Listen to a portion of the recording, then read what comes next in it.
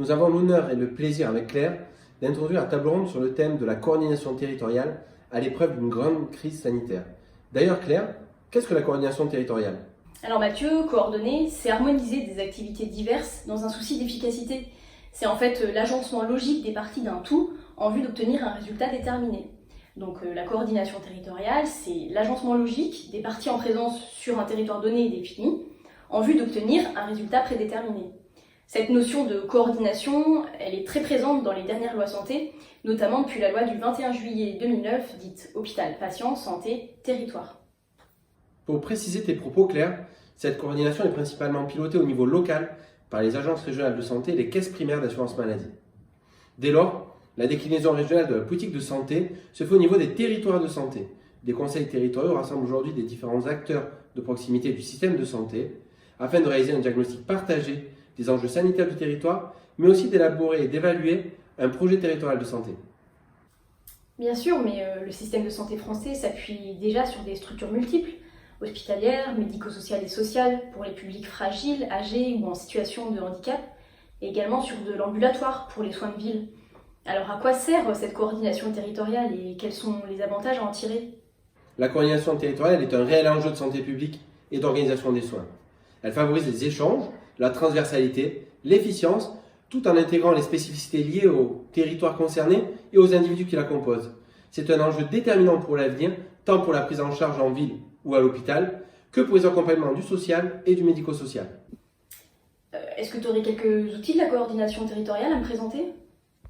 Claire, ces outils de coordination territoriale sont nombreux.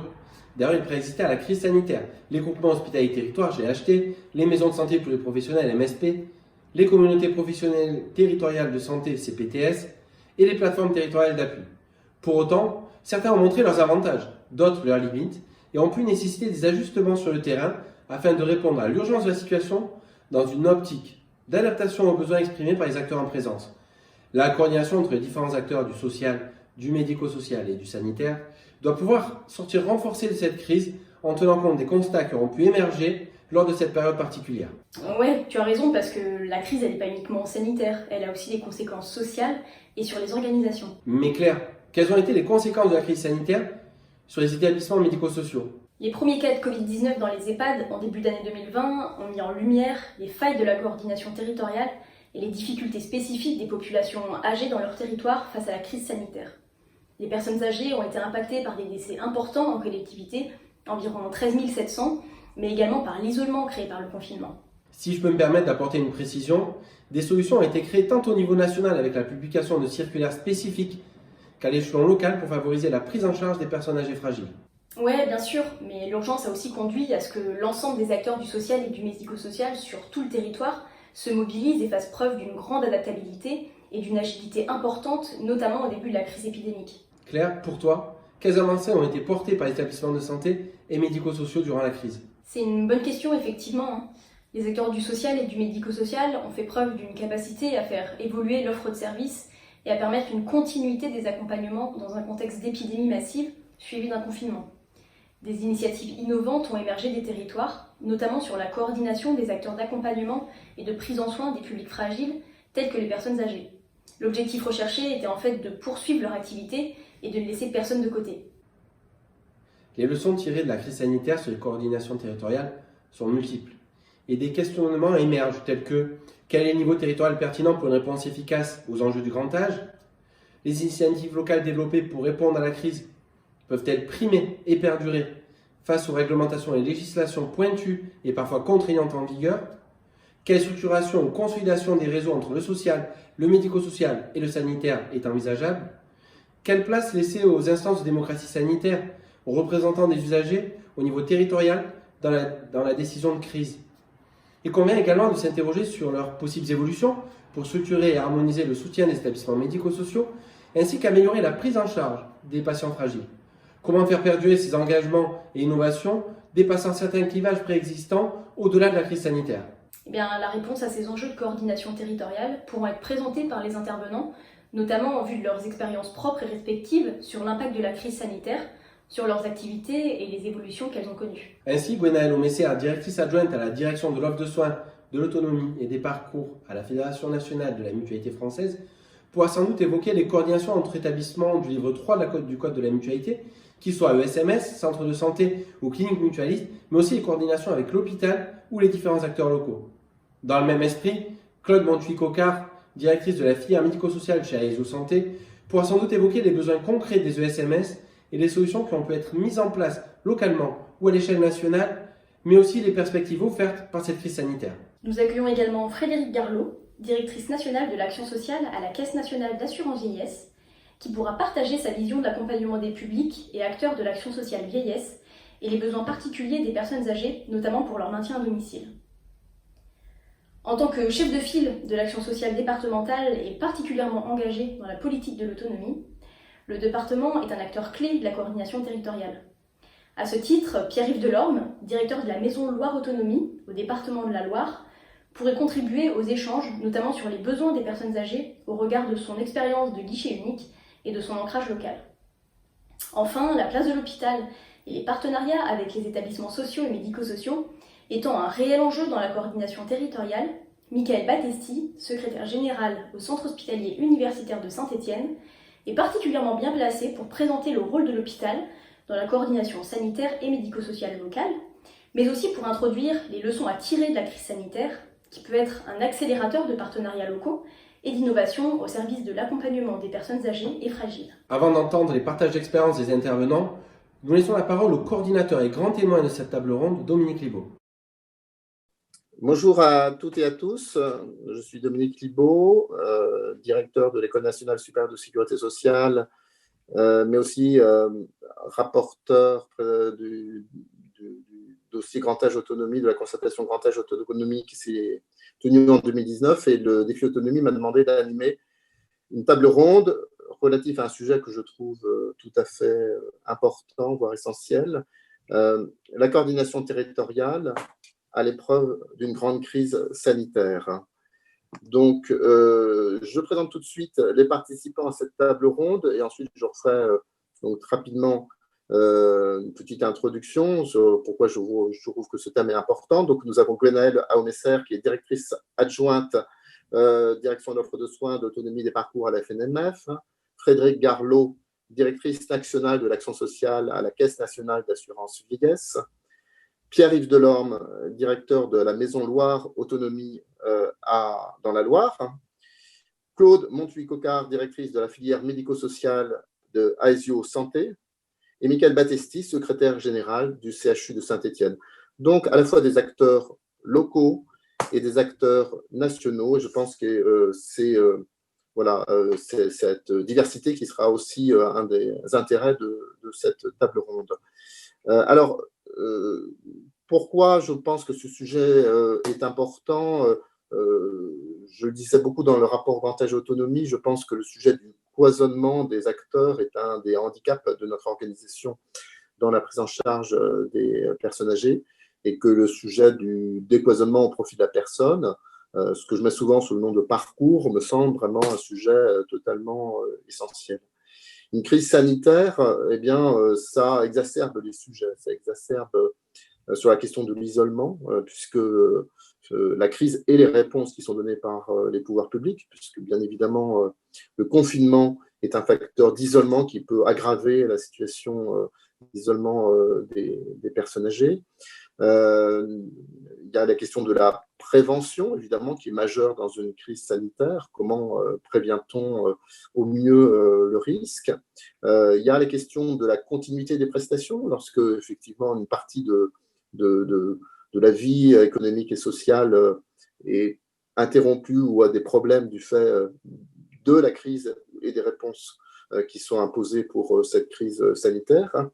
Donc, évidemment, énormément de sujets, puis évidemment l'aspect sanitaire lui-même, évidemment, avec évidemment une situation, comme on sait, qui est à risque très élevé pour les personnes âgées, avec un risque de décès en cas d'atteinte du virus qui est évidemment parmi les plus élevés de la population. Donc, des sujets très considérables et qui reposent la question on va l'aborder, de la pertinence, mais surtout de l'efficience de ces coordinations territoriales, de notre modèle, de ses atouts, de ses limites. Mais aussi, j'en finirai là dans mon introduction, je pense que la crise a été le creuset d'initiatives, vu l'urgence, vu la nécessité, et qu'il est intéressant aussi d'observer, d'analyser, d'interroger, pour voir en quoi elles peuvent préfigurer éventuellement de meilleures réponses demain, de meilleures réponses à la prise en charge des personnes âgées, sujet dont on sait qui est un sujet politique, démocratique, absolument essentiel. Et là encore, la crise sanitaire nous rappelle l'importance de ce sujet du grand âge dans notre société. Voilà. Alors, pour commencer, je propose à Pierre-Yves Delorme, donc directeur de la Maison Loire Autonomie, de nous présenter rapidement voilà, les choses. Je propose que chacun des intervenants présente dans un premier temps, voilà, en une dizaine de minutes, à peu près comment il voit les choses, et notamment à la fois comment s'est posé pour lui ce sujet de la coordination territoriale, en quoi donc il amplifie les aspects forts et montre les aspects qui marchent dans notre système, mais aussi éventuellement les défauts, les limites, et puis éventuellement souligner les initiatives qui permettent d'aller plus loin. Et ensuite, je donnerai la parole à M. Battesti du CHU de Saint-Étienne. Donc, M. Delorme, c'est à vous. Merci, M. Libaud. Bonjour à tout le monde. Donc, bon, effectivement, on est en pleine seconde vague de la crise sanitaire, donc difficile évidemment de tirer des enseignements. Simplement, on peut quand même, à la lumière de la première vague, déjà vérifier un certain nombre de tendances. Alors, au niveau national, la particularité, puisque je vais proposer mon regard, en fait, d'acteur institutionnel à l'échelle du département, de ce que nous avons vu, vécu et proposé, au niveau national, on a senti un pilotage de la crise très centralisé, et c'est une bonne chose d'ailleurs, parce que c'est ce qui permet de garantir l'uniformité de l'action, de garantir l'égalité de traitement entre les individus. Donc, un pilotage centralisé, des consignes et des recommandations émanant du pouvoir central, et puis aussi une communication de crise, elle aussi, dans les mains de l'exécutif. Alors, en creux, la gouvernance locale a dû s'adapter et investir les interstices. Alors, la gouvernance locale dans le champ médico-social, qu'est-ce que c'est en réalité? Eh bien, c'est tout d'abord l'État, qui est incarné par la préfète de la Loire et ses services, la délégation régionale de l'ARS, donc Auvergne-Rhône-Alpes, et en particulier la délégation départementale de la Loire, et puis le département et ses services, en particulier celui de l'autonomie, dont la Maison Loire Autonomie, qui s'intéresse quand même à la bagatelle de 100 à 110 000 personnes dans le département de la Loire, c'est-à-dire 15% de la population, entre le champ des personnes en situation de handicap et les personnes en perte d'autonomie. Donc il y a deux niveaux de coordination territoriale qui existent au niveau du médico-social, le niveau politique, avec des rencontres toutes les semaines entre Madame la préfète et ses services et le président du conseil départemental et ses services centraux, et un niveau plus opérationnel qui, lui, ne se rencontre pas sous la forme de cellules de crise, mais qui traite les dossiers au fil de l'eau. Et je veux parler en particulier au niveau des membres parties prenantes de l'ARS délégation Loire et puis du pôle vie sociale du conseil départemental. Alors, qu'est-ce qu'on y fait? On y partage de l'information, on se tient au courant des évolutions de la situation, on gère des problèmes, les masques, les équipements de protection individuelle, les clusters, les défaillances, les réactions aussi du corps social, la société civile, notamment avec un très gros dossier brûlant, celui du placement du curseur dans les EHPAD entre l'approche sécuritaire ou sinon relativement libre quant à l'accès des usagers, des personnes âgées dans les relations avec leur famille et avec leurs aidants naturels et leurs proches environnements. Alors, on s'est naturellement réparti les rôles avec l'ARS, puisque l'ARS s'est concentrée sur les établissements avec une dotation soins, c'est-à-dire plutôt les structures médicalisées, c'est-à-dire à peu près 200 établissements et structures à domicile dans le département, quand le conseil départemental de la Loire, lui, s'est centré sur les structures non médicalisées relevant de sa propre compétence, aussi bien les services d'aide à domicile que les résidences autonomie, par exemple. Donc, même chose, on a accompagné sur les clusters avec nos médecins pour, là aussi, distiller les bonnes pratiques. On a eu des discussions sur le plan financier parce que c'est un enjeu important. Les surcoûts sont là dans le cadre de la gestion de cette crise. On a travaillé les questions RH et puis on a mis à jour des consignes. Alors, qu'est-ce qu'on observe quand même à travers, je vais dire, cette bipolarité de la coordination institutionnelle? Quand même une certaine forme de complexité. Il n'est pas simple quand vous avez un commandement bicéphale d'être réactif déjà, parce que ça veut dire qu'il faut pouvoir se transmettre les informations et les valider avant de donner une communication qui soit partagée par le plus grand nombre. C'est aussi chronophage, puisque ça demande aussi d'intégrer des circuits supplémentaires. Et ça repose sur la bonne volonté des acteurs qui, fort heureusement, dans la Loire, est excellente, puisque l'ARS a toujours fait preuve de la plus grande transparence avec le département et vice-versa. Alors, pour autant, quels premiers enseignements on peut tirer là, sans bien sûr préjuger de la sortie de crise vis-à-vis de cette gestion? C'est tout d'abord quand même ce constat que la double compétence, autorisation, tarification dans le médico-social, ça ne facilite pas la gestion de la crise. Naturellement, en temps normal, c'est déjà compliqué pour les acteurs, et notamment pour les établissements et les structures d'aide à domicile, qui ont à la fois des SIAD et des services d'aide à domicile. Mais en gestion de crise, effectivement, comme le disait M. Libaud, ça a un effet amplificateur. Alors, la communication de crise aussi, c'est quelque chose qui a dû faire l'objet d'adaptation à l'échelle départementale, puisque, comme je l'ai dit dans mon propos liminaire, la communication était très centrée par le national et plutôt descendante. Donc, il nous fallait compléter celle-ci pour essayer d'avoir une communication en direction du grand public et des personnes à risque, en particulier sur l'échelle départementale, en particulier sur la deuxième vague, où celle-ci a été très prononcée sur le département de la Loire. Alors, quand je dis ça, je ne dis pas que nous avons réussi, mais en tout cas, nous avons tenté. Sur les enseignements à tirer de cette affaire aussi, il faudrait sans doute, et ça c'est l'expérience qui nous le montre, plus associer les représentants des professionnels et des usagers à la gestion de la crise. C'est vrai que les institutionnels ont un peu tendance à travailler un peu entre soi et sans forcément prendre la mesure des propositions de terrain. Ce n'est pas que l'on méconnaît les réalités de terrain, bien au contraire, puisqu'elles nous remontent tous les jours, mais en tout cas, c'est important que cette gestion soit une gestion, pour moi, pluripartenariale. Alors, je dirais, pour être relativement court dans ce premier propos, que sur cette gestion de la crise sanitaire, il me semble que personne n'a été très mauvais, personne n'a été très bon. J'ai la conviction intime que tout le monde a fait de son mieux, aussi bien sûr, dans les établissements qui ont été en première ligne, ne l'oublions jamais, qu'au niveau des institutions où beaucoup a été fait à travers des permanences, des astreintes, une forme de réactivité que nous avons essayé de concilier en abattant parfois aussi les règles établies et les habitudes.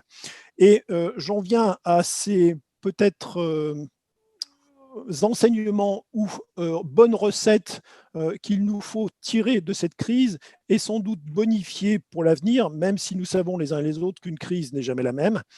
Il y a eu quand même des initiatives intéressantes au niveau de ce département. Par exemple, le conseil départemental avait lancé lors de la première vague une opération aider nos anciens, qui consistait à appeler systématiquement toutes les personnes fragilisées repérées dans nos fichiers, qu'elles soient en situation d'âge ou en situation de handicap. Les pompiers, les gendarmes et des agents départementaux ont lancé de nombreux appels pendant la première vague pour faire l'état de la situation, créer, constituer des liens sociaux avec les gens, mais aussi faire un peu d'évaluation, ce qui nous a permis quand même de rectifier à peu près 200 situations, 200 plans d'aide sur des problématiques qui nous paraissaient aller dans le mauvais sens. Au niveau de l'organisation aussi, sur la Maison Loire Autonomie, autre enseignement intéressant, il a fallu s'adapter très vite, en quelques jours, comme tout le monde. Nous avons fait notre chemin de Damas, sommes partis très vite sur le télétravail et avançons sur la dématérialisation, ce qui nous a permis de maintenir l'activité.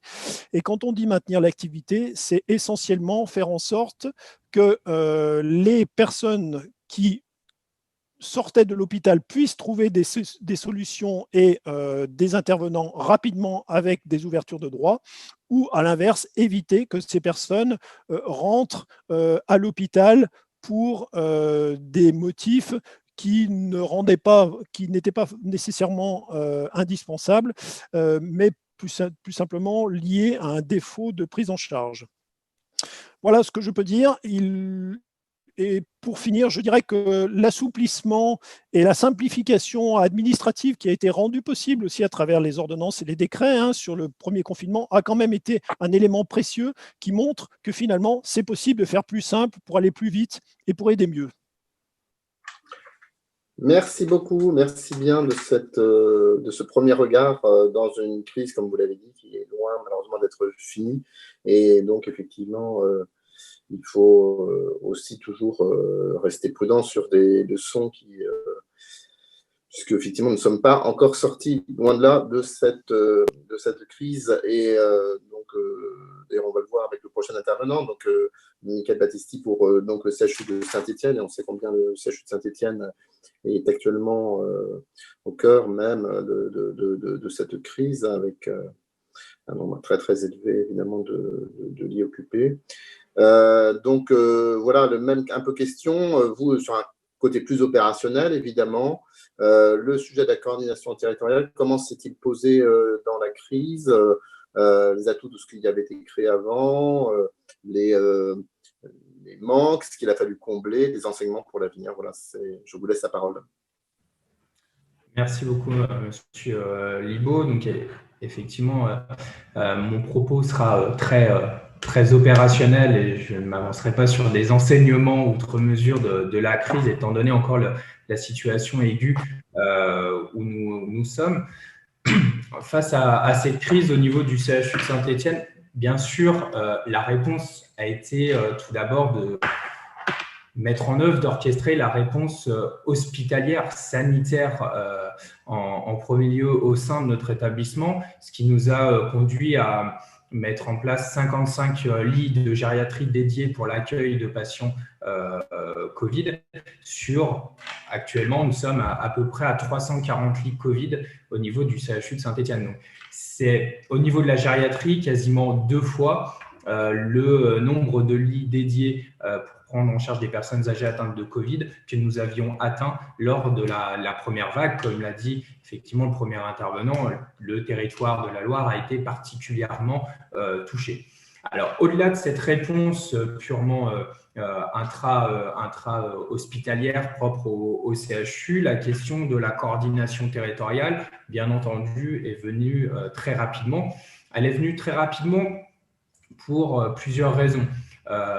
Tout d'abord, puisque au niveau du dispositif global de l'offre de soins sur le territoire, l'Agence régionale de santé a mandaté chaque établissement support de groupement hospitalier de territoire, donc les 15 de la région Auvergne-Rhône-Alpes, pour être le pilote de son territoire avec tous les établissements publics et privés pour coordonner cette offre de soins, dont, bien entendu, tous les dispositifs portés par des établissements de santé en gériatrie ou gérontologie.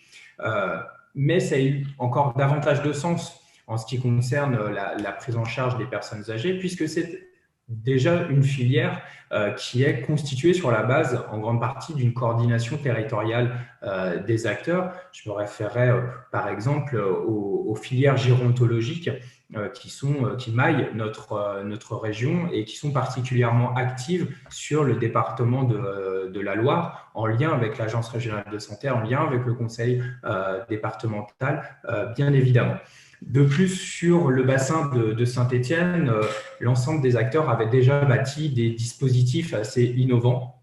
Je pense notamment à 2 dispositifs, la CORI, qui permet l'orientation des résidents en inter-établissement et notamment qui permet de gérer des situations complexes, et également la plateforme Fragilité qui a été mise en place entre plusieurs acteurs au sein du Gérontopôle régional Auvergne-Rhône-Alpes. Donc, il y avait en fait entre les acteurs de ce territoire l'ADN même de la coordination territoriale.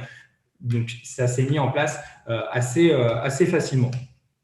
Après, cette coordination territoriale, à mon sens, a eu beaucoup d'effets avec des actions de nature très variables. Tout d'abord, ça a pu être de la coordination, c'est-à-dire une coordination entre certaines structures d'EHPAD, certaines structures de SSR également qui sont essentielles dans la filière de soins, ou de gestion des lits entre l'ensemble des établissements. Donc, les différents établissements se sont mis en place des réunions quotidiennes ou hebdomadaires pour échanger notamment sur leur disponibilité en lit et donc permettre aux patients d'être le mieux orientés et le mieux pris en charge. Ça a été un premier niveau de réponse. Le deuxième niveau de réponse, c'était des filières très spécifiques de prise en charge. Là, on a pu s'appuyer et amplifier un certain nombre de dispositifs qui étaient déjà préexistants, notamment les hotlines gériatriques qui étaient en place déjà sur le CHU de Saint-Étienne et qui permettent une admission directe des personnes âgées dans le service de gériatrie sans passage aux urgences. Et on sait bien comme déjà en temps normal, ce dispositif est essentiel dans le parcours de soins, mais d'autant plus dans une période épidémique. Donc, cette hotline gériatrique a été doublée d'une hotline Covid qui a permis l'orientation de résidents, de patients directement vers les services de l'hôpital de la Charité en ce qui concerne le CHU de Saint-Étienne, mais également vers d'autres structures. Et je cite volontiers, puisque ma collègue participe à cette table ronde, la clinique mutualiste et l'ensemble des établissements de la filière médico-sociale de la mutualité française qui, bien évidemment, jouent un rôle extrêmement important dans cette coordination territoriale. Le CHU et la mutualité ont vraiment travaillé de pair sur ces dispositifs. Donc, la hotline, mais également d'autres dispositifs, notamment les équipes mobiles qui sont venues en renfort, autant que faire se peut, des établissements, notamment des EHPAD. Alors, ça a été la mobilisation des équipes mobiles de gériatrie à destination des EHPAD pour aller donner des conseils, pour aller en soutien de l'évaluation médicale et voir lorsqu'il fallait qu'un résident soit pris en charge en hospitalisation dans un service de gériatrie lorsqu'il était détecté positif. Il y avait toute une stratégie avec les établissements. C'est également les équipes mobiles d'hygiène à destination des EHPAD, là pour aller donner des formations sur les précautions complémentaires d'hygiène, sur l'habillage, déshabillage dans le protocole Covid, mais qui a pu également être mobilisé pour des aides au prélèvement des résidents. Et c'est enfin l'équipe mobile de soins palliatifs qui était déjà, bien entendu, en place, mais qui a été, je pense, d'un grand soutien pour les équipes, y compris dans l'accompagnement éthique des prises en charge. On sait comme les équipes médicales soignantes ont besoin de ce soutien en ce moment. Et enfin, dernier niveau de cette coordination territoriale, ça a été de la mise en commun. Par exemple, de protocoles, notamment le protocole d'hygiène. Le CHU, en l'occurrence, est doté d'un service d'infectiologie, le seul du département, a une très grande équipe d'hygiène hospitalière, donc a mis à disposition un certain nombre de protocoles de prise en charge qui ont pu être amendés, bien entendu, en fonction de la réalité des contingences de chaque établissement. Ça a pu être également une mutualisation. On a parlé tout à l'heure des équipements de protection individuelle. Le CHU était la plateforme logistique du département et a permis, via les livraisons de l'État, de l'Agence régionale de santé, de livrer l'ensemble des structures sanitaires, mais également médico-sociales en équipements de protection individuelle, notamment pendant toute la première vague. Et enfin, cette coordination territoriale, elle n'a pas permis de régler totalement ces sujets, mais elle a essayé de mutualiser la réflexion sur les deux points les plus complexes, enfin, à notre niveau très opérationnel de cette crise. Tout d'abord, les ressources humaines, qui, on le sait bien, étaient déjà un sujet majeur dans la filière de prise en charge de la personne âgée, mais qui, en cette période épidémique, a connu une tension extrême. Donc, au-delà de l'activation de la réserve sanitaire, au-delà de l'aide qu'on a pu avoir des étudiants en médecine ou des instituts de formation, il y a eu une certaine coordination entre les directions des soins du territoire, puisque certaines structures, notamment, je pense à des structures qui n'étaient que purement chirurgicales, ont pu mettre à disposition du personnel vers d'autres établissements. Et donc, il y a eu une mutualisation essentiellement entre les établissements sanitaires, mais les établissements médico-sociaux étaient également pris en compte dans les besoins, et on a essayé autant que faire se peut d'être en soutien. Et enfin, la dernière question extrêmement délicate et qui là aussi a pu bénéficier d'une coordination territoriale, du moins dans son approche, c'est la question des restrictions de droit de visite. On a eu bien entendu des consignes nationales à certains moments, mais qui ont concerné là aussi les établissements type EHPAD, USLD, mais pas l'intégralité des services du parcours de prise en charge de la personne âgée. Et donc là aussi, à travers la coordination territoriale, nous avons essayé de prendre des décisions collectives entre les établissements et surtout des décisions qui étaient au préalable concertées avec les représentants des usagers de nos différents établissements. Donc voilà, en quelques mots, là, ce qui a été mis en place autour de Saint-Étienne, autour du département de la Loire, en termes de coordination territoriale. Et il est encore trop tôt, bien sûr, pour en tirer des enseignements, mais en tout état de cause, on ne peut que se féliciter de la très très bonne circulation d'informations, du très grand engagement de tous les établissements, tous les interlocuteurs. On a vraiment, même si c'était déjà un secteur où il y avait de la coordination, dépassé un certain nombre de frontières et les choses ont été très fluides entre les différents acteurs. Merci beaucoup de ce regard évidemment très précieux, puisqu'il est bien d'un acteur évidemment au cœur de cette crise. Et on voit bien tout de suite que derrière le mot coordination territoriale, avec votre intervention et celle de votre prédécesseur, en fait, il y a plusieurs niveaux qui s'entrecroisent. Le niveau institutionnel évoqué plus tôt par votre prédécesseur, effectivement, avec le sujet ARS département. Et puis là, on est au cœur de la coordination de terrain entre les acteurs, et notamment tous les sujets par lesquels l'hôpital peut apporter une expertise aux autres acteurs du territoire. Non pas d'ailleurs, si je peux me permettre, enfin, mais ça pourrait rebondir, mais pas uniquement par altruisme, mais parce que tout simplement, c'est aussi l'intérêt de l'hôpital, évidemment, que le maximum, évidemment, de prise en charge, voire de prévention, soit faite à l'extérieur, puisque, évidemment, le sujet, c'est d'éviter au maximum, effectivement, l'engorgement de l'hôpital lui-même. Donc, c'est aussi parce qu'effectivement, on essaye de dupliquer et d'avoir le maximum d'expertise à l'extérieur qu'on peut. Et c'est peut-être qu'ensuite, on y reviendra. Ensuite, comment peut-on faire mieux, peut-être encore, effectivement, par la suite. Donc, c'est ça dont on voit l'importance, la nécessité absolue.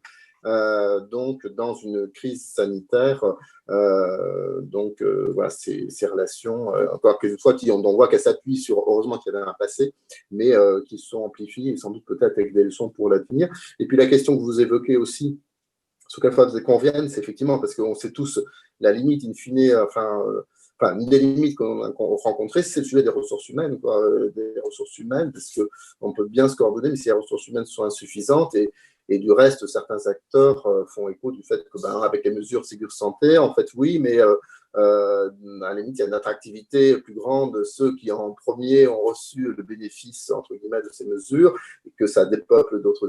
Voilà. Et le vrai sujet, c'est effectivement l'augmentation du vivier global, certainement. Et peut-être là aussi, il y a matière à réfléchir sur quelle coordination territoriale pour demain avoir des viviers qui soient plus important, effectivement, parce que voilà, c'est certainement, on voit, enfin, quand on dit que c'est le nerf de la guerre, oui, c'est effectivement le sujet majeur, effectivement, et la crise nous le rappelle aussi très, très fortement. Je propose qu'on continue notre regard, ensuite on pourra revenir, et n'hésitez pas à penser aux questions d'ailleurs au sujet que vous voulez aborder ensuite dans la deuxième partie de la discussion. Voilà. Mais je propose qu'on passe à la Caisse nationale d'assurance vieillesse avec Frédéric Garlot, donc un regard national. Et le sujet, la vue de la Caisse nationale d'assurance vieillesse sur ce regard de la coordination territoriale dans la crise. Oui, bonjour à tous et à toutes. Effectivement, la CNAV, au travers de sa politique action sociale, s'intéresse et essaye d'apporter des réponses sur le champ de la prévention. Donc, quand la crise sanitaire a démarré avec les messages de confinement, de prudence et de précaution associés à la situation particulière des personnes âgées et au risque de contamination, nécessairement, on s'est mobilisé pour essayer d'apporter des réponses, en tout cas adapter déjà les aides, les offres de services qui sont proposées sur le champ de l'accompagnement des personnes âgées qui ne sont pas encore en perte d'autonomie. Et on s'est aussi mis en situation de se dire que toute crise sanitaire s'accompagne d'une crise sociale et possiblement d'une crise économique. C'était un tiercé gagnant. Donc, comment finalement, dans un contexte où on allait inviter les personnes âgées à limiter tous les contacts, nous, on pouvait prendre notre part avec les acteurs du territoire pour être présent aux côtés des personnes âgées et avoir un maintien du lien social sous des formes qu'il fallait qu'on définisse ensemble.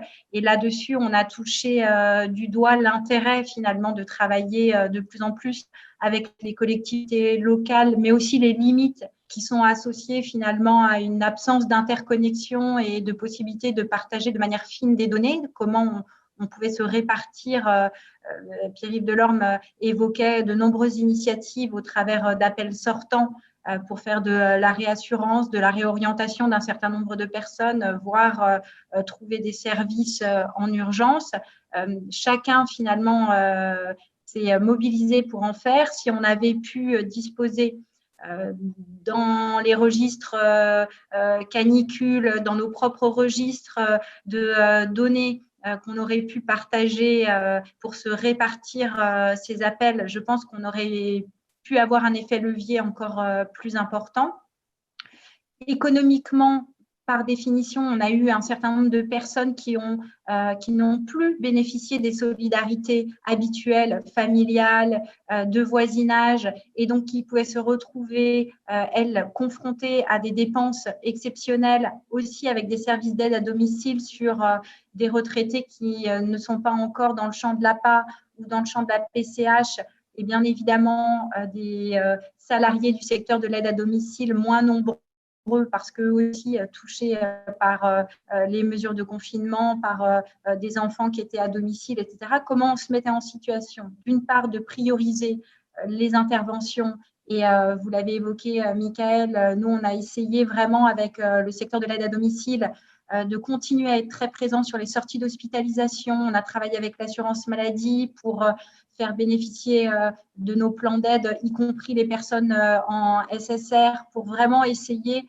de dégager le plus possible les marges de manœuvre dans les hôpitaux. On a essayé aussi, à travers nos données, de cibler les personnes qui étaient frappées par un veuvage dans la période, pour à la fois leur porter assistance en termes d'aide, mais aussi être à leur côté. Et puis, on a essayé, bien évidemment, d'anticiper les conséquences économiques, c'est-à-dire en essayant d'être présent et de soutenir nos différents réseaux de proximité, nos partenaires conventionnés. Donc, on a fait le choix notamment de maintenir la rémunération des interventions programmées du secteur de l'aide à domicile, alors même que sur nos publics, on savait que, à l'exception des sorties d'hospitalisation et du portage de repas, sans doute que ces plans allaient être aménagés, voire suspendus de manière provisoire. Sur les nouvelles réponses, je pense que vous l'avez évoqué, la crise nous a obligés à trouver de nouvelles réponses. Ça veut dire qu'on s'est sans doute de manière beaucoup plus accélérée que ces dernières années emparé des leviers que présente le digital. Je sais qu'avec l'assurance maladie et les groupes de prévoyance, on a travaillé pour développer aussi les e-consultations, pour permettre de limiter aussi les visites non obligatoires et non impératives. On a aussi basculé, nous, un certain nombre d'actions de prévention qu'on avait l'habitude de faire sous forme d'ateliers sur un canal digital. Et on voit qu'aujourd'hui, cette crise, elle montre que pour l'avenir et de manière plus pérenne, il va falloir construire des réponses complémentaires, durables, au travers des canaux téléphone, digital, présentiel, et que là-dessus, il va falloir aussi avec les autres acteurs du territoire que sont les centres sociaux, les CCAS et le secteur associatif, mieux les accompagner parce que ça a été le premier relais de proximité qu'il a fallu activer. Dans ce cadre-là, nous, on a notamment fait le choix de nous rapprocher des petits frères des pauvres, de la Croix-Rouge et d'Emmaüs qui ont été aux côtés des personnes âgées les plus durement frappées par la crise. On voit aussi que sans doute, et c'était dans votre rapport, Monsieur Libaud, on a des choses à inventer. On l'a retrouvé dans la mission de Jérôme Gage au travers du service civique. On voit finalement qu'au-delà de l'aspect sanitaire, il y a eu des réponses nouvelles sur le champ de la solidarité et sur le champ de l'accompagnement social qu'il faut maintenant cranter de manière un petit peu plus durable. Et après, c'est vrai que cette coordination nationale, elle ne peut être incarnée que parce qu'à un moment donné, sur les territoires, les caisses ont, comme ça a été évoqué par M. Delorme, participé de manière hebdomadaire à des réunions de travail avec le secteur de l'aide à domicile, le département, l'ARS, pour que chacun dans son champ de compétences, on puisse essayer d'être efficient par rapport à cette crise. Merci beaucoup, Frédéric. Et donc là, on voit beaucoup de complémentarité avec les interventions précédentes, mais aussi des thèmes nouveaux qui émergent. Je dis ça parce que là aussi, pour peut-être la suite des échanges, le thème du partage des données, aussi comment, enfin, sur l'idée de on veut bien travailler ensemble, tout le monde a une bonne volonté, mais peut-être, question que je reposerai peut-être à l'ensemble des interlocuteurs, est-ce qu'on a les outils aujourd'hui adéquats pour partager et s'assurer que la parfaite complémentarité de l'action, qu'on ne va pas de plusieurs acteurs aller vers la même personne avec des appels sortants, et en revanche qu'il n'y en a pas qui sont oubliés et tout ça. Enfin bon, c'est peut-être effectivement c'est un sujet que je voudrais raborder avec vous pour la suite. Et puis on voit le sujet de l'articulation du national du local, et forcément là, c'était un peu aussi dans le sujet, je pense qu'on va le voir avec les intervenants suivants, c'est effectivement comment bien articuler ce dialogue national, dialogue local, y compris avec des nouveaux acteurs, puisque peut-être plus qu'avant, effectivement, la crise montre l'intérêt pour les acteurs publics de aussi mieux travailler avec le secteur associatif, par exemple, que vous évoquez, les petits frères des pauvres et tout ça, et donc de voir vraiment comment tout ceci peut fonctionner au mieux. Donc voilà, je trouve que c'est tout à fait intéressant. Alors, je propose qu'on poursuive, si j'ose dire, ce cheminement, et après un acteur national, donc régime de base, donc passer aux complémentaires et notamment à la mutualité, avec Lionel Aumesser, qui représente ici la FNMF, et donc un regard un peu global sur ce sujet, y compris, je pense aussi, le sujet des disparités territoriales, parce que dans la coordination territoriale, on parlait de la Loire, on est parti de cet exemple très concret. Effectivement, je ne suis pas aujourd'hui totalement convaincu qu'il y ait tout à fait homogénéité, effectivement, d'un territoire à l'autre. Mais je vous laisse la parole.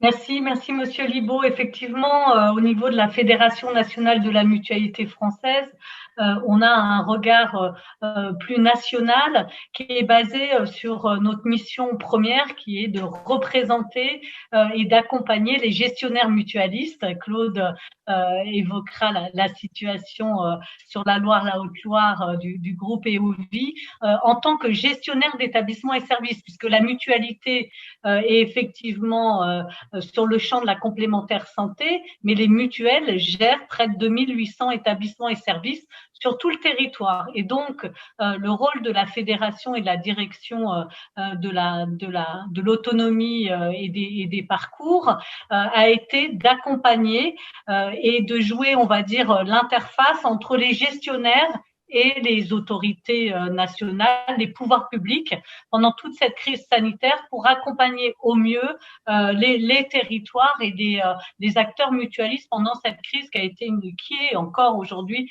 une crise sanitaire très très importante. Donc on porte un regard national et effectivement comme l'indiquait Monsieur Libaud, malheureusement la coordination n'a pas été si importante et efficace que celle qu'on vient d'entendre sur le département de la Loire, et on a constaté un certain nombre d'inégalités territoriales dans cette crise sanitaire importante liée à la capacité ou non des acteurs territoriaux à s'articuler. C'est la même chose également, bien entendu, sur la question de l'articulation entre les directives nationales et l'organisation territoriale. On a bien entendu fait un certain nombre d'allers-retours. On évoquait la question du confinement dans les chambres pour les résidents d'EHPAD, l'ouverture des EHPAD, et aujourd'hui, on voit bien qu'on essaye d'aller au plus près des réalités locales et d'adapter au mieux les situations. Qu'est-ce qu'on peut retenir à ce stade, même si effectivement c'est très très compliqué compte tenu de la situation aujourd'hui qui, là, malheureusement, touche tous les territoires. Qu'est-ce qu'on peut regarder et retenir par rapport à ce sujet de la coordination des acteurs et de la coordination territoriale? Là où les choses se sont plutôt bien passées, comme dans la Loire, visiblement, ce sont des territoires où les acteurs se connaissaient déjà et avaient déjà engagé des partenariats, des formes de filières, vous l'avez cité, des filières gérontologiques, des dispositifs qui permettaient dès le départ, avant même la crise, de se connaître, de bien comprendre et de repérer les expertises et le positionnement de chacun des acteurs sur un territoire. Et ça, c'est vraiment un élément qui a été très important et déterminant dans l'organisation des territoires pendant cette crise sanitaire. On le disait également tout à l'heure, pour organiser une coordination territoriale, il faut connaître ses partenaires, il faut que le temps nécessaire à la coordination soit reconnu et que du coup, on ait bien entendu des ressources humaines et du financement qui permettent cette coordination. Alors, ce financement, on l'a vu tout à l'heure, il était avant même la crise sanitaire sur un certain nombre d'établissements et de services insuffisants. Depuis des années, on demande est-ce que la coordination, et notamment entre le soin et l'aide, entre le secteur sanitaire et le médico-social, soit réellement reconnue et intégrée dans les modèles économiques des établissements et services. Pendant la crise sanitaire, on a eu peu de temps. Les acteurs ont, dans l'urgence, dû s'organiser, se coordonner. Ça a bien fonctionné sur certains territoires, moins d'autres, mais on a des modèles de financement qui nous ont un peu contraints dans cette coordination.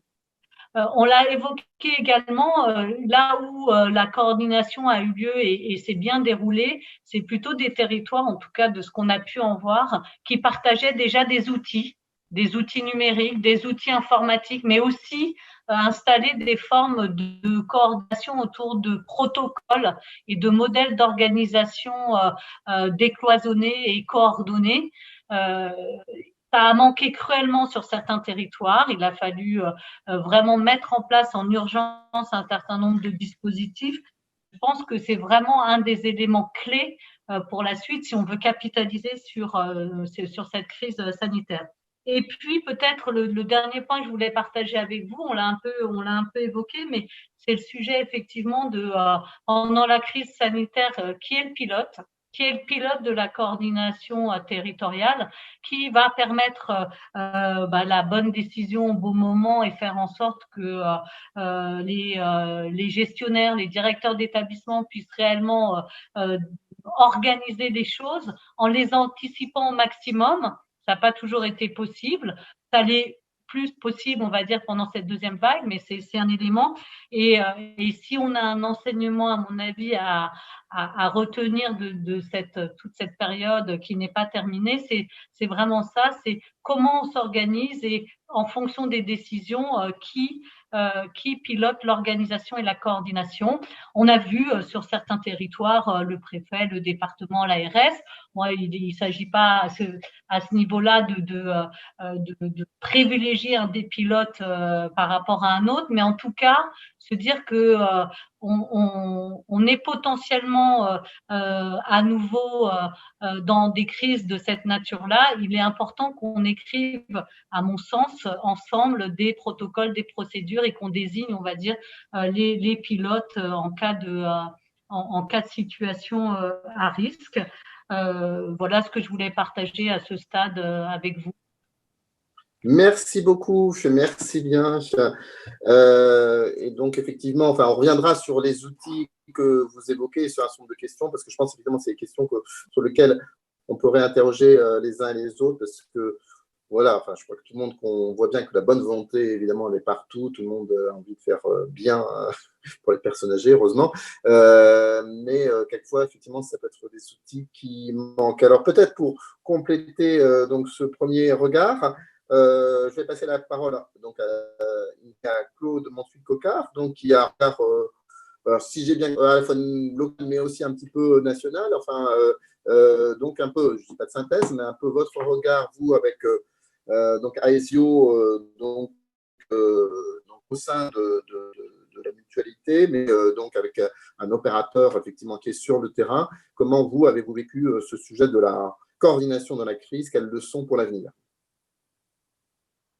Voilà, alors sur le groupe Aesio, c'est vrai que très rapidement, moi je représente la filière médico-sociale, hein, donc les EHPAD, prise en charge des personnes âgées, personnes handicapées. Donc on sait depuis déjà longtemps qu'on est sur des prises en charge qui ont fait d'ailleurs l'objet de rapports. Vous avez fait un rapport, Madame El Khomri aussi, qui étaient déjà en tension très forte dans leurs organisations. Et cette crise sanitaire est venue bousculer d'autant plus cette organisation qui était déjà fragile. Donc, au niveau du groupe, c'est vrai que très rapidement, notre force, c'est qu'on intervient à la fois sur le sanitaire, le médico-social, sur le secteur des biens et services, pharmacie.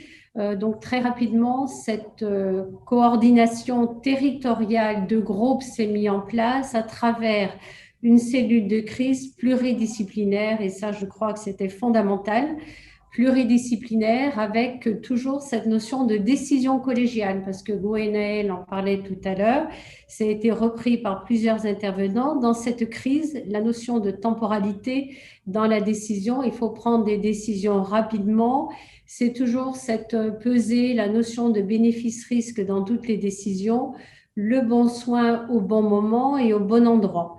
Sur la filière médico-sociale, la particularité, c'est qu'on est dans une crise sanitaire, alors que nos moyens dont nous bénéficions dans un fonctionnement dit normal, ce sont des moyens qui sont peu sanitaires. En fait, on n'a pas forcément des infirmières H24 dans nos établissements. Quand on a un médecin coordonnateur par structure, c'est très bien, mais ce n'est pas toujours le cas. Donc, dans cette crise sanitaire, il est important d'avoir un appui de l'ensemble des acteurs pour qu'on arrive à maintenir des prises en charge dans nos établissements, puisque si je prends l'exemple du territoire de Saint-Étienne, par exemple, comme on est sur un territoire très fortement touché par la crise, on ne peut pas aujourd'hui hospitaliser, par exemple, les résidents de nos établissements. Donc, on doit bénéficier d'un appui sanitaire fort dans nos structures pour renforcer nos prises en charge.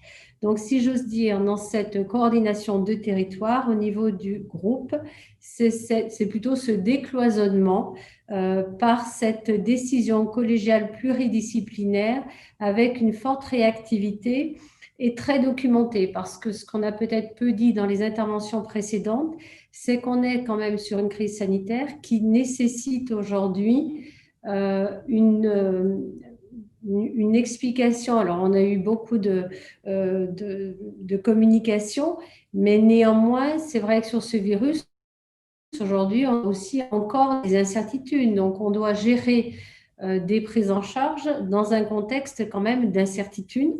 Donc, ce qui nécessite vraiment des décisions toujours bien approfondies, avec un regard en profondeur de tout ce que l'on peut faire dans nos structures aujourd'hui. Donc, sur le groupe AESIO, on a mis en place ces cellules de crise pluridisciplinaires, donc journalières.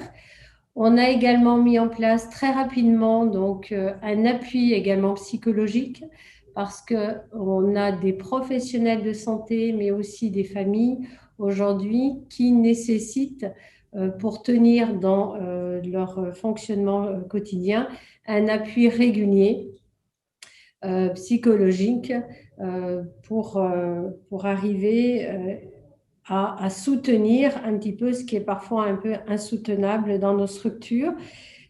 Alors, Gwenaëlle l'a précisé, ce qu'on peut constater en retour, c'est qu'effectivement, dans la coordination territoriale, on peut avoir une coordination très différente d'un territoire à l'autre, selon que l'on ait un partenaire sanitaire de proximité, selon aussi les politiques départementales, les politiques d'ARS aussi. Donc, il est important, si on veut garder cette vision un petit peu plus macro et nationale, que dans nos fonctionnements de demain et de sortie de crise, on garde ce fonctionnement en décloisonnement et puis également cette réactivité dans les décisions. Alors, vous en avez parlé au niveau de la CARSAT. C'est vrai que dans ce qu'on peut souhaiter dans le fonctionnement de demain, c'est que cette agilité dans les financements, dans cette réactivité et cette possibilité d'avoir une fongibilité, par exemple, dans les soutiens économiques, soit maintenue, puisqu'on souffre beaucoup dans nos fonctionnements habituels d'un cloisonnement et d'une absence de fongibilité entre le sanitaire, le médico-social et la médecine de ville. Et on voit que dans cette loi d'état d'urgence sanitaire, elle a permis également de soutenir les décisions, de soutenir nos organisations. Donc, ce qu'on pourrait quand même relever dans cette crise sanitaire, c'est qu'on a pu soulever quand même l'importance sur nos établissements médico-sociaux d'avoir quand même une médicalisation bien installée et qu'on peut déplorer aujourd'hui dans nos établissements, avoir l'importance du rôle du médecin coordonnateur, l'importance d'avoir des infirmières de jour et de nuit. On peut également avoir aussi cette vision plus générale aussi de l'importance de la prévention, c'est-à-dire cet exercice professionnel décloisonné pour qu'on puisse bien apporter aujourd'hui à nos populations fragiles, que nous prenons en charge nos personnes âgées, nos personnes handicapées, qu'on puisse maintenir des prises en charge de qualité dans ce contexte sanitaire qui est quand même très difficile. Aujourd'hui, donc, on vit cette crise. On a aussi cette sortie de crise où on peut s'interroger notamment sur nos professionnels de santé et puis sur l'après-crise demain, comment on va pouvoir soutenir notre secteur médico-social qui est quand même très fragile dans son fonctionnement actuel et qui nécessite d'avoir un renforcement pérenne, durable, avec cette forme d'exercice vraiment très décloisonnée. Voilà, c'est le souhait qu'on peut qu'on peut avoir. Sur le groupe Aesio, on a beaucoup travaillé aussi sur le soutien avec le soutien de l'innovation, donc sur les dispositifs de e-santé qui trouvent toute leur place dans la gestion de cette crise sanitaire. La téléconsultation, la télémédecine est importante dans nos établissements médico-sociaux. Mon collègue en a parlé aussi sur la box des fragilités et puis aussi sur la dimension plus organisationnelle, avoir également des organisations innovantes et notamment des organisations qui peuvent nous permettre dans des structures médico-sociales de travailler en petite unité pour avoir des exercices professionnels aujourd'hui en petite unité et non pas uniquement des exercices professionnels sur l'ensemble d'un établissement. Il est important que nos professionnels puissent avoir des prises en charge globales aujourd'hui de nos aînés dans nos établissements. Donc, innovation en matière organisationnelle, innovation également sur les technologies de la e-santé, mais également l'importance de l'architecture dans la prise en charge dans cette crise sanitaire. On voit bien que dans les établissements où les architectures sont plus vêtues, sont plus anciennes, il a été beaucoup plus compliqué, il demeure beaucoup plus compliqué de respecter les mesures barrières, de respecter les organisations par petite unité. Donc, appui sanitaire, appui psychologique, un appui également, mais mon collègue l'a précisé, M. Battisti, un appui très fort également dans cette crise sur des cellules hygiène pour former nos professionnels, pour avoir cette vigilance de tout instant pour réussir dans la gestion de cette crise. Donc, voilà ce que j'avais à dire un petit peu sur le terrain. Simplement, ce qu'on peut espérer, c'est qu'on peut espérer avoir quand même des modèles de demain, des modèles managériaux qui puissent se pérenniser dans des modèles de décloisonnement, en fait, dans les prises de décision. Merci beaucoup. Et donc, c'était important d'avoir ce regard plus EHPAD ou médico-social, disons, avec cette importance de la filière, de la construction réelle d'une filière sur le territoire, parce qu'un EHPAD, effectivement, il est très, très nu s'il n'y a pas effectivement la capacité de faire appel à des compétences donc au moment où il est confronté à un sujet de crise sanitaire.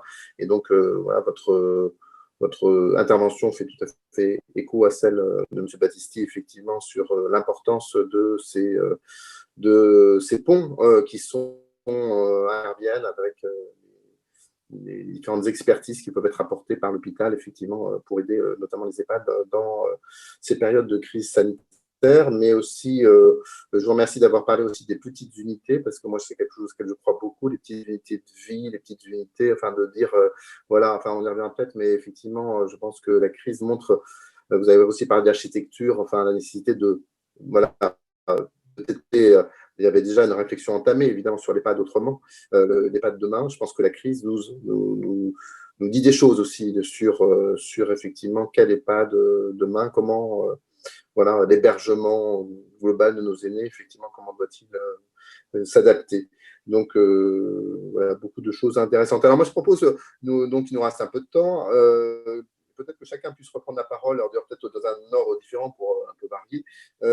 Donc, sur des questions qui ont été ouvertes par les uns les autres et ce que ça appelle de votre regard, mais aussi peut-être, je vais vous dire, suggérer quelques questions, moi, qui m'intéressent. Alors, on a la question des outils, j'ai commencé à l'évoquer. Demain, voilà, la réflexion dans ce dernier tour de table, c'est de se dire, bon, voilà, projetons-nous sur l'avenir, projetons-nous sur une éventuelle loi autonomie aussi qui est toujours annoncée, sur un nouveau, voilà, comment peut-on faire mieux demain, donc, qu'est-ce qui est appelé? Alors, la question des outils, donc, peut-être les outils numériques, leur place, voilà, qu'est-ce que vous en dites? Effectivement, est-ce que les outils sont là ou est-ce qu'il faut vraiment investir beaucoup là-dessus? Il y a quelque chose qui a été très peu évoqué en direct, mais pour moi est important, c'est la question des formations peut-être pluriprofessionnelles, pour que tout le monde apparaisse des cloisonnements, mieux se connaître, mieux travailler ensemble. Est-ce qu'il ne faut pas, à votre avis, aussi développer plus ces sujets de formation pluriprofessionnelle demain? La question des financements a été évoquée. alors à la fois sur le montant peut-être, mais aussi sur la nature des financements pour inciter à ce travail demain de façon structurelle et pas seulement dans la crise. Faut-il revoir un certain nombre de modes de financement? La question de social sanitaire, bon, alors on voit bien que les acteurs plus sociaux, des acteurs plus sanitaires, mais la crise nous dit aussi enfin voilà, c'est la plupart des analyses qui remontent, qu'elle est plutôt de nature à accroître les inégalités, sont plus frappées des personnes qui sont des territoires qui sont plutôt socialement en difficulté pour des raisons, enfin, diverses raisons qu'on peut imaginer, y compris la question des logements, etc. Mais ça nous ramène sans doute à cette unité de coordination sociale sanitaire. Comment peut-on faire mieux? Le sujet des ressources humaines, j'ai aussi évoqué. Alors là, on est sur une coordination. On a déjà parlé de beaucoup de formes de coordination, hein, c'est sûr. On voit qu'on parle de beaucoup de choses quand on met ce terme de coordination. Mais là, je vais encore mettre une dehors là en plus, mais se mettre en place des plateformes donc entre le secteur sanitaire et social et puis le secteur de Pôle emploi, formation, pour essayer de capter mieux des viviers. On sait aussi qu'on est dans une période où il va y avoir du chômage chez les jeunes, mais aussi dans des personnes qui sont liées dans des secteurs qui vont être touchés durablement par les nouvelles conditions économiques et avec des sujets de reconversion lourds. Comment aussi peut-on mieux capter ces ressources humaines? Pour moi, c'est une problématique forte. La question de l'innovation, que vous avez aussi abordée, et je vous en remercie, donc de dire la crise nous dit l'intérêt de l'innovation, e-santé, télémédecine, mais aussi le fait que la crise a permis de desserrer, dans un certain nombre de cas, la façon dont ont été autorisées ou financées un certain nombre d'innovations. Donc, que faut-il maintenir pour la suite? C'est aussi une des questions qui est posée. Voilà, enfin, quelques-unes des questions que je vois. Et je propose que on reprenne un petit peu, chacun puisse redire voilà, en 5 minutes à peu près comment il réagit à ces questions et aux sujets posés par les uns et les autres. Alors, je n'ai pas prévenu, mais je sais pas, Monsieur Battisti, vous voulez commencer?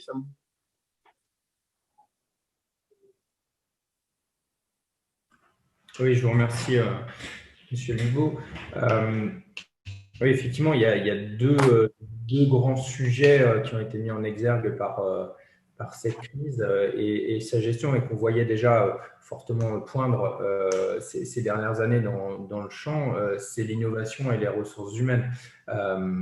L'innovation, alors là, je suis plus sur un témoignage local. C'est vrai qu'on avait la chance, nous, sur Saint-Étienne, d'avoir un gérontopôle régional, d'avoir un environnement technologique avec un campus santé-innovation sur le CHU, la mutualité a également un Living Lab. Donc, c'est des choses qu'on avait déjà ancrées dans nos prises en charge. Mais la crise a démultiplié le nombre d'utilisation de la télémédecine. C'est quelque chose qu'il faudra absolument garder à l'avenir et en gardant, si possible, je crois qu'il y a un autre intervenant tout à l'heure qui a prononcé le terme, mais de simplification administrative. C'est vrai qu'on a eu quand même un desserrement de la réglementation pendant cette crise qui a aussi favorisé l'émulation et l'utilisation de ces outils technologiques. Alors, on peut par contre effectivement regretter qu'on ne soit pas encore allé, et c'est une marge de progression à mon sens, à l'étape suivante qui est davantage le partage des données entre les acteurs, alors là je me doute bien aussi que c'est variable entre les territoires, mais pour le territoire que je connais, on a à mon sens une bonne coordination des acteurs qui se connaissent, qui interagissent régulièrement en temps de crise comme en dehors de la crise, mais on n'est pas encore allé jusqu'à un partage de données. On sait que là aussi, on a une réglementation qu'on peut comprendre, bien entendu, mais qui rend complexe la coordination des acteurs. Et sur le deuxième sujet, sur les ressources humaines, c'est vrai que les échanges me font venir deux choses à l'esprit. Tout d'abord, le décloisonnement qui a été évoqué tout à l'heure, mais on a des professionnels de santé qui sont ensemble dans les instituts de formation et qui très rapidement prennent la voie de l'exercice à domicile ou en ville, de l'exercice médico-social, de l'exercice sanitaire, avec finalement très peu de passerelles, très peu d'échanges, avec des plateformes de formation communes entre tous ces professionnels, à minima, déjà pour se connaître, ce serait une bonne chose. Et bien sûr, la nécessité d'avoir des actions alors qui peuvent être nationales par les revalorisations salariales, mais aussi vraiment des démarches de qualité de vie au travail au niveau de chaque établissement pour être encore davantage attractif pour recruter ces professionnels. Et là, je ferai effectivement volontiers, ce n'est qu'une action, mais à mon sens, elle est de plus en plus importante. C'est ma collègue de la mutualité tout à l'heure qui l'a évoqué, c'est l'architecture, la qualité de vie au travail, ainsi que la prise en charge des personnes âgées dans nos structures, provient aussi en grande partie de l'architecture.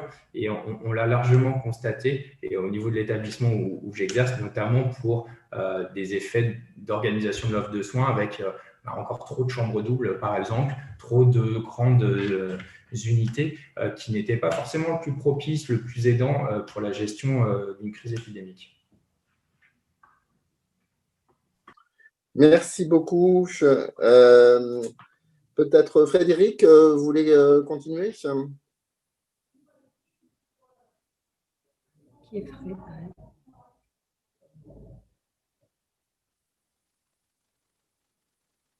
Frédéric.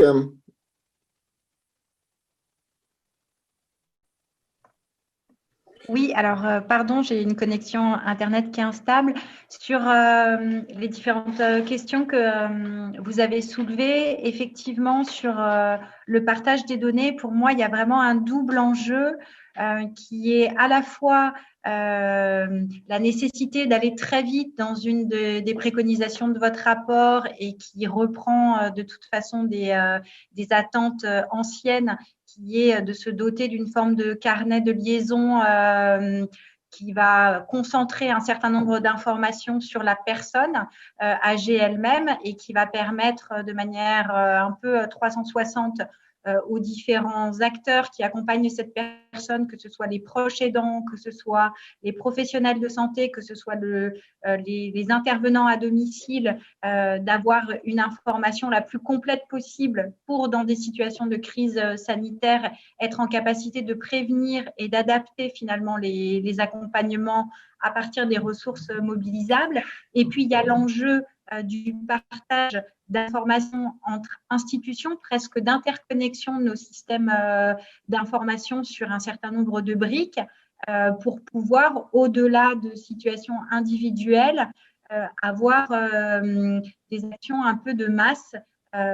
Typiquement, dans le cadre de la mission de Jérôme Gage, on avait travaillé, nous, on s'était dit qu'il pourrait être intéressant de chercher à identifier au sein des résidences autonomie les places disponibles pour pouvoir, quand on identifiait des personnes âgées fragiles et dont la fragilité était clairement accrue par le confinement, peut-être proposer des solutions d'hébergement provisoire dans des résidences autonomie proches de leur domicile. Et on a buté sur des questions de partage d'informations, d'accès à des fichiers qui freinent finalement l'action publique. Donc, ça sera de plus en plus un enjeu important. On a notre propre capacité à forer nos propres données internes qui nous permettent de repérer et de cibler. Mais ensuite, dans des situations de crise sanitaire, il faut que ces données, on puisse les partager en dehors de notre propre organisation interne pour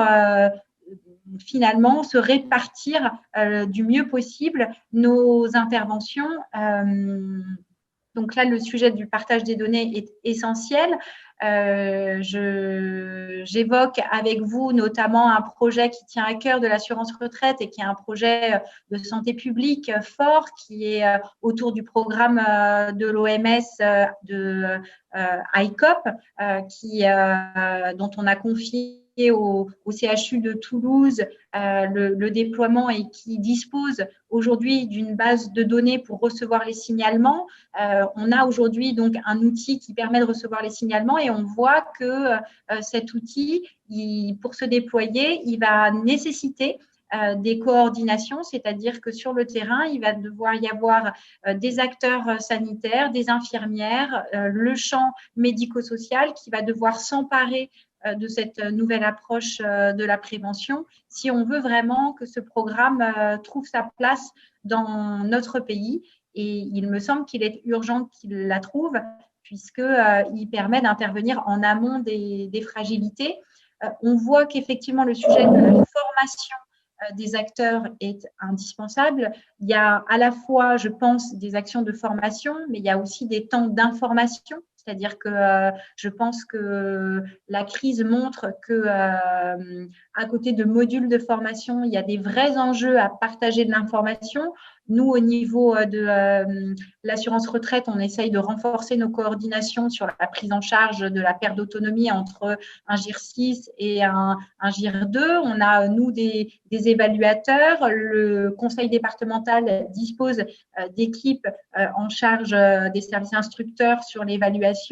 Eh bien, on essaye de plus en plus de mettre en place des formes d'expérimentation, un peu de vie ma vie, où finalement nos évaluateurs vont être aux côtés des équipes évaluatrices du conseil départemental et vice-versa, vont partager de l'information, vont partager des pratiques professionnelles pour mieux se connaître, mieux travailler ensemble. Je pense effectivement que ce soit dans le secteur médico-social comme dans la formation plus classique en médecine, il y a des modules qui devraient être complémentaires et transverses sur la personne âgée, sur la prévention, sur le repérage et la détection et sur, comme vous le disiez, finalement une logique de plateforme ou de parcours dans les territoires.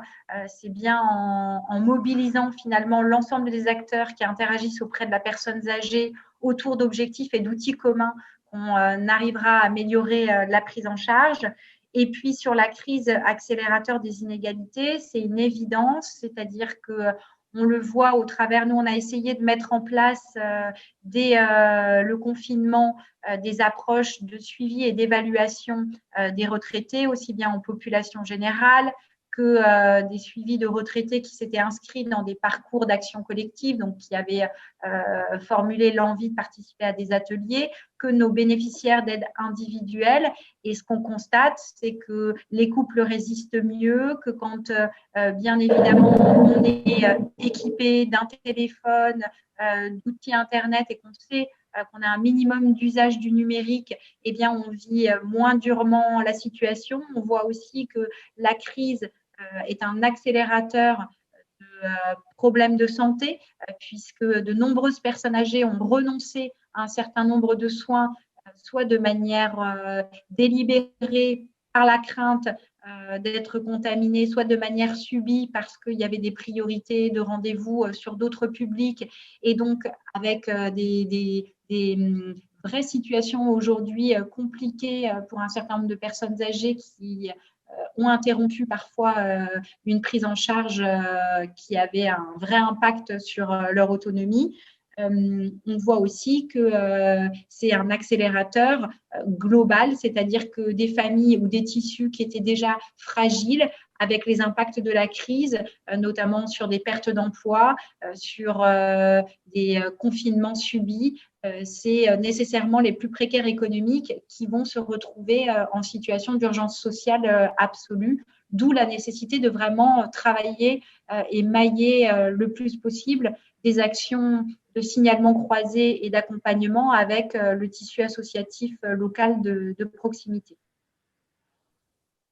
Merci beaucoup, Eric, d'avoir notamment rappelé qu'il y a un certain nombre de programmes de fonds qui demeurent dans la crise, parce que la crise aussi, un de ses problèmes, c'est que quelquefois elle interrompt les choses et que des sujets de fond qui sont essentiels pour la prise en charge demain, et notamment en termes de prévention, ne doivent pas s'interrompre, et notamment c'est le cas, effectivement, enfin je pense d'ICOP, que je soutenais, et qui est effectivement est développé en Occitanie, mais avec des appels d'offres un peu partout, donc y compris le gérant Topo Laura va répondre aussi, donc j'espère qu'avec succès.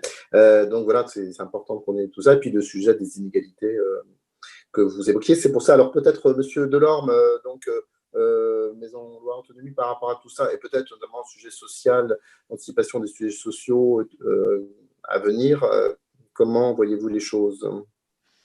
Alors, en peu de mots, sur la question des outils, déjà, et au niveau institutionnel, je crois qu'il faut vraiment tirer profit de la prochaine loi sur le grand âge, qui va organiser, j'espère, un ordre nouveau, avec des prestations nouvelles sur le secteur des personnes âgées, pour mettre en œuvre un système d'information harmonisé à l'échelle nationale, pour notamment faciliter le pilotage des politiques publiques à l'échelle de la nation, mais aussi avec des décrochages au niveau des départements, c'est-à-dire avoir une observation fine du phénomène du vieillissement et de ce que permet notamment la prévention en termes de suivi des usagers dans leur parcours de vie. J'ai trop en tête l'exemple de la loi de 2005 sur le handicap qui mettait en place la MDPH, avec un système d'information harmonisé qui est arrivé, on va dire, plus d'une dizaine d'années plus tard, quasiment 15 ans plus tard. C'est une véritable catastrophe. Alors de grâce, si on change la loi, changeons aussi de logiciel. Sur toujours les outils, on croit beaucoup à un outil, à une plateforme web qu'on appelle chez nous cyberconciergerie, qui est un outil intéressant à utiliser à l'échelle d'un bassin de vie gérontologique, qui permet le repérage des fragilités, l'évaluation de la perte d'autonomie, le suivi des accompagnements et la coordination des acteurs. Je crois qu'il y a véritablement matière à mettre en place ces cyberconciergeries, ces endroits où, quelque part, en fait, l'usager est peut-être dans un premier temps un consommateur de services, mais aussi le bénéficiaire d'une action coordonnée favorisant son maintien à domicile. Sur la question des formations pluriprofessionnelles, alors là aussi, je vous rejoins, Monsieur Libaud, c'est un vieux combat que je mène pour avoir travaillé dans le monde de la formation, mais aussi dans l'aide à domicile, où je me souviens, dans mes formations, avoir organisé systématiquement le mélange des publics, aide à domicile et aide soignante, et ça donnait des résultats prodigieux parce que, en réalité, la coordination s'effectuait naturellement entre les acteurs et donc les relations et la mise en réseau s'opéraient à partir du moment où les professionnels avaient fait un bout de chemin ensemble et s'étaient formés ensemble. Sur la question du financement de ce secteur, deux choses importantes. Je crois qu'il faut nécessairement obtenir des moyens supplémentaires parce qu'on voit bien que le système est à bout de souffle et que les conseils départementaux en particulier, mais le pays en général, a de plus en plus de difficultés à faire face à ce défi du vieillissement. Donc, ça nécessitera d'aller chercher des moyens nouveaux. Et puis, sur la question de la simplification administrative dans le domaine du financement, là aussi, il est à mon avis absolument nécessaire, mais vous l'avez indiqué dans votre rapport, de regrouper les financements soins à domicile avec les financements médico-sociaux de l'aide à domicile. Ça, c'est presque l'enfance de l'art. Pareil sur les EHPAD. Là aussi, il est grand temps d'abandonner le système de 2002 et 2003 où la tarification ternaire nous amenait à scinder la partie soins de la partie dépendance. Pour moi, c'est un même combat et ça permettra aussi la fongibilité des enveloppes qu'appelait de ses voeux tout à l'heure Claude Montu-Coquard. Sur la précarité et le corollaire de la fragilité des publics face aux pandémies, je crois que malheureusement, la Loire en est une preuve évidente. Dans un secteur fortement précarisé, eh bien, la pandémie a tendance à frapper plus fort. Enfin, c'est tout au moins l'analyse que j'en fais. Et effectivement, on a un énorme travail de résorption de la précarité et de l'insalubrité, notamment dans la façon de vivre et d'aménager les logements. Merci. Merci beaucoup, effectivement. Et on voit à chaque fois, effectivement, que ce sujet des personnes âgées, c'est évidemment pas une surprise pour moi, mais c'est bien de le redire, il est très large, effectivement. Vous parlez à la fin de l'hébergement, effectivement, et on voit bien combien c'est une donnée centrale demain, à la fois dans la lutte contre l'isolement, mais sans doute aussi, effectivement, pour mieux résister à des crises sanitaires. Voilà, c'est pour ça qu'il y a besoin de cette politique globale qui, à mon avis, fait effectivement un tout petit peu défaut à l'heure actuelle. Voilà. Peut-être, Madame Mantuy-Cocard, vous pourriez poursuivre donc sur ces différents sujets, et puis je laisserai la conclusion avec Benaël Aumesser. Alors, je pourrais rajouter à tous les propos qui ont déjà été dits, mentionnés. Il y a la question du système d'information et de l'interopérabilité des systèmes d'information. Parce qu'on le voit aujourd'hui dans le pilotage de cette crise, il est nécessaire à la fois, quand on est acteur de prise en charge, de communiquer avec la médecine de ville, à la fois avec le milieu sanitaire, le secteur pharmaceutique. Aujourd'hui, chacun a son système d'information. On le voit bien, c'est un sujet qui est ancien et on a beaucoup de difficultés en France à avancer sur ce sujet de l'interopérabilité des systèmes d'information. Si on parle de décloisonnement, il faut aussi qu'on ait la possibilité pour les professionnels de travailler avec une meilleure efficience à ce sujet-là. Donc, le système d'information est un élément important. Je voudrais également parler sur notamment le secteur médico-social. On est en tension très forte au niveau des professionnels qui interviennent sur le secteur. Et je crois que la question de la motivation, la question est importante. Et moi, ce que je peux tirer un petit peu en conclusion, en tous les cas, en retour d'expérience du vécu de cette crise, c'est que les exercices mixtes de professionnels, quand on a un médecin qui intervient à la fois sur le sanitaire et sur le médico-social, une infirmière qui intervient à la fois sur le sanitaire et le médico-social, quand on a des pharmaciens qui se déplacent dans les établissements, je pense que ça fait déjà monter en compétence les équipes terrain de nos établissements. Et puis cet exercice mixte permet de se renforcer mutuellement et d'améliorer considérablement la motivation, je dirais, des uns et des autres. Donc ça, je crois qu'on pourrait aussi en tirer quand même une synthèse. On en a parlé, j'en ai déjà parlé tout à l'heure, c'est la question également de la fluidité de l'information, mais également des décisions rapides et pragmatiques. La question du financement est une question également fondamentale. Aujourd'hui, en particulier sur nos EHPAD, on est dans une crise sanitaire sans en être vraiment sanitaire déjà au départ. Non seulement on nous demande de devenir sanitaire, mais de devenir des spécialistes du Covid. Donc la marche est haute et il est important qu'en retour également de crise, on puisse avoir enfin des financements sur des postes clés dans les établissements. Des postes clés, ce sont les postes de médecins coordonnateurs qui, à mon sens, devraient devenir aussi des médecins cliniciens dans nos établissements. On serait beaucoup plus efficient. On a des difficultés à trouver aujourd'hui des médecins traitants qui interviennent dans nos établissements. Pourquoi pas revenir à un ancien concept qui était le concept d'il y a quelques années de médecins dans les cures médicales, où les médecins étaient à la fois médecins coordonnateurs, mais également médecins cliniciens.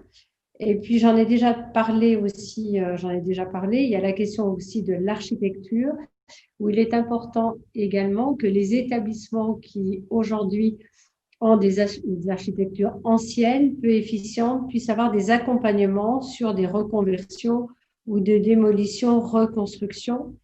La question de l'innovation est une question aussi fondamentale. Il faut que l'innovation, c'est aussi un autre champ des possibles, hein, qui peut nous permettre d'améliorer également nos prises en charge et l'efficience. Donc, c'est les différents sujets que je voulais rajouter aux propos qui ont déjà été dits par rapport aux précédents intervenants. Voilà. Merci beaucoup, merci bien. Et donc, je vais laisser la parole à Madame Aumesser pour évoquer les différents sujets qui viennent d'être évoqués par les uns et les autres, mais peut-être aussi pour revenir au sujet des disparités territoriales que vous évoquiez et qui est une chose, une donnée qui remonte à chaque fois qu'on évoque des acteurs de terrain et notamment des fédérations qui sont confrontées aussi à ces disparités.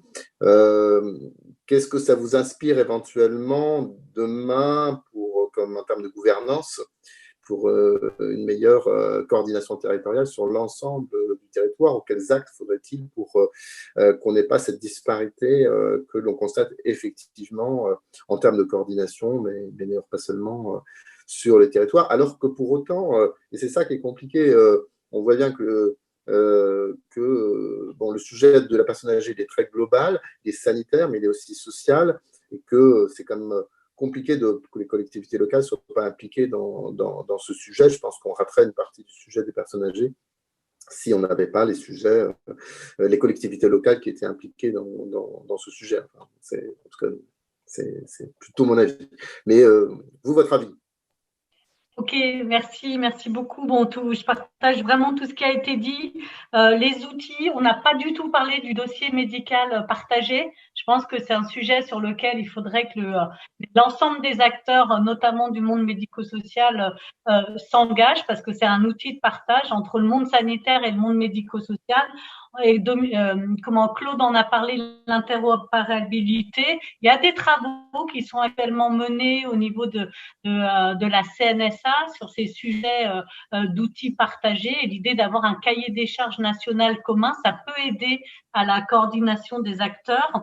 Je voulais revenir également sur le sujet des professions et des professionnels qui interviennent dans le champ du soin et de l'accompagnement auprès des personnes âgées.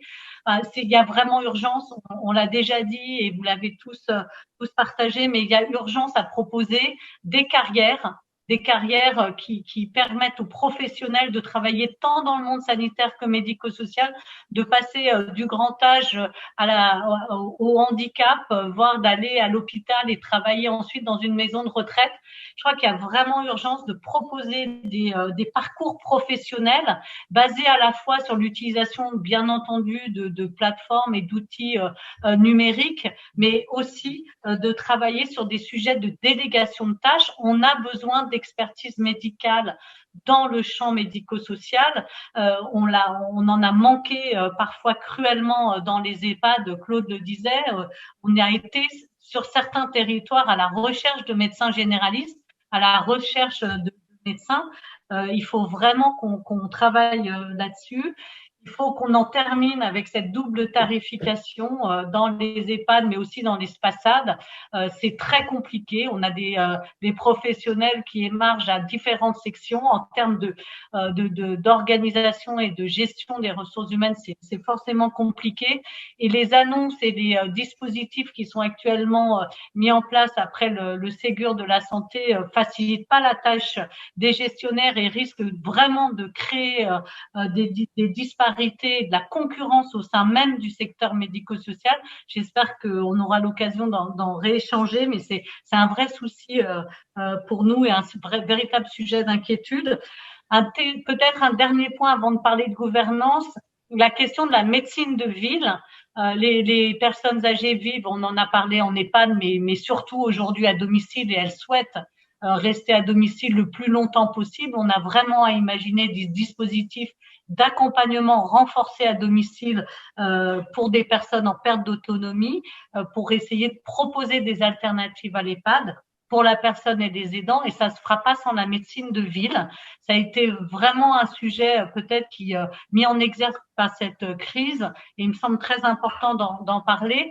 En termes de gouvernance, on a sur les territoires des conférences des financeurs. On n'en a pas beaucoup parlé là, mais c'était une avancée de la loi adaptation de la société au vieillissement. Ça permet de se mettre autour de la table, de coordonner les acteurs. On pourrait imaginer, et c'est une idée aussi portée par le conseil de la CNSA auquel je participe et portée par sa présidente en particulier, de porter sur les territoires des conférences des parties prenantes qui seraient des dispositifs de coordination plus larges que le seul périmètre de la prévention, mais qui permettrait sur les territoires où ça n'existe pas encore de faire se connaître les acteurs et de travailler plus ensemble. Ensuite, moi je crois aussi au niveau national bien évidemment, il y a tout un cadre et des organisations et des outils à mettre à disposition des territoires pour faciliter la coordination et l'organisation au profit des parcours des personnes bien sûr âgés, accompagnés en établissement à domicile, mais aussi des professionnels qui, sans eux, rien ne serait possible. Donc, c'était le dernier point sur lequel je souhaitais insister. Merci beaucoup et à vous tous, puisque je pense qu'on va conclure cette table ronde où l'on voit beaucoup de convergence entre l'intervention des acteurs. D'abord, je crois que personne ne dit qu'il faudrait mieux travailler en silo, on serait mieux chez soi si on n'aimait pas les autres. Voilà. Donc, bon, on veut dire ça va de soi, mais enfin, ça va mieux en disant. Et effectivement, voilà, c'est important. Et en même temps, encore une fois, un regard plutôt aussi positif sur un certain nombre de choses qui, lorsque des choses avaient été avancées, elles ont servi dans la crise. Donc, le sujet, c'est comme toujours, c'est sans doute de ne pas attendre la crise, évidemment, d'arriver à anticiper. Quand on a construit des choses, eh bien, voilà, elles permettent de mieux gérer la crise.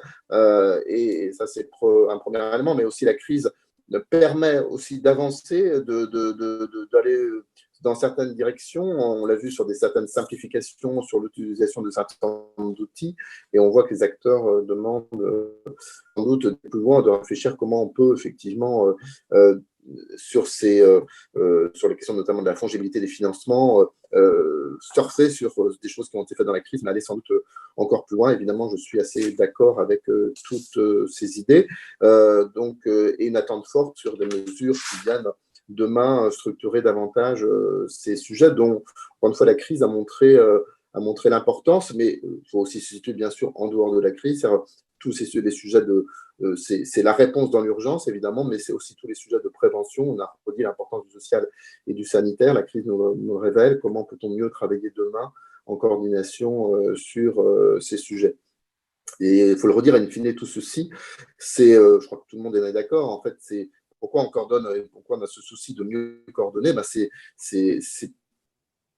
vraiment mettre la personne âgée au cœur du sujet de demain, et respecter au mieux ses choix, son libre choix, sa citoyenneté, et qu'elle puisse aussi être un acteur, ce qui veut dire sans doute aussi dans ces sujets de coordination demain, mieux travailler avec les personnes âgées elles-mêmes, parce que voilà, c'est aussi un souhait de leur part d'être un acteur de leur parcours, à titre individuel, à titre collectif. Je pense que c'est aussi un défi qui nous attend tous. Mais voilà, je pense que la crise, c'est un moment extraordinairement difficile, extrêmement dur, et je voudrais très simplement dire aussi mon témoignage très fort, enfin voilà, ma sympathie est considérable pour l'ensemble des personnels qui, tant dans les EHPAD, les services à domicile, l'hôpital, sont dans cette crise, ils sont toujours et sont dans des moments très durs, et je pense notamment évidemment au département de la Loire, et je remercie les acteurs qui ont pris du temps pour être avec nous. Nous sommes dans cette crise. Voilà, j'ai une pensée très très forte pour l'ensemble de ces acteurs, mais je pense aussi que c'est vraiment en travaillant tous mieux ensemble et en se donnant les outils que non seulement on sortira de cette crise, mais aussi on aura des outils pérennes pour mieux prendre en charge les personnes âgées. Merci beaucoup à tous et bonne continuation.